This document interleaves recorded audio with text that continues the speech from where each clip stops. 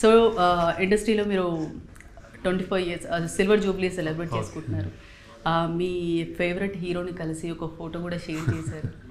So ఆయనతో ఏమైనా cinema తీస్తున్నారా అని వచ్చి అంటే ఉంటుందా సార్? లేదు, అది ఆయనతో తీయాలని అందరికీ ఉంటుంది బేసిక్. కానీ అది నేను దాని గురించి అని కాదు, జస్ట్ అంటే చిన్నతనం నుంచి ఆయన సినిమాలు చూసి పెరిగిన వాళ్ళు, ఆయన ఫ్యాన్గా ఉన్న వాళ్ళు. So sudden I thought 25 years అయితే మేబీ ఎక్కడో ఆయన ఇన్ఫ్లుయెన్స్ ఉంటుంది కానీ సినిమాలో రావడానికి. అది నాకు సబ్ కాన్షియస్ ఉంటుంది. I thought I should meet him bus. నాకు అది నేను ఆయన ఒక రీజన్, ఇన్స్పిరేషన్ అని నేను నాకు ఎవరిని కలవాలా 25 ఇయర్స్ అంటే ఆయనే ఫస్ట్ వ్యక్తి అనుకున్నాను నేను.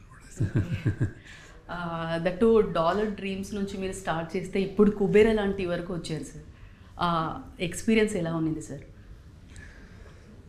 ఎక్స్పీరియన్స్ ఫిల్మ్ మేకింగ్ అంటే అప్పటి నుంచి ఇప్పటి వరకు కదా సార్ ఈ జర్నీ?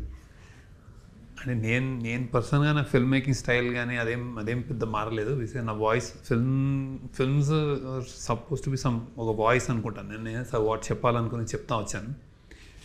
చాలా మారినాయి సినిమాలు అప్పటి నుంచి. అంటే అప్పుడు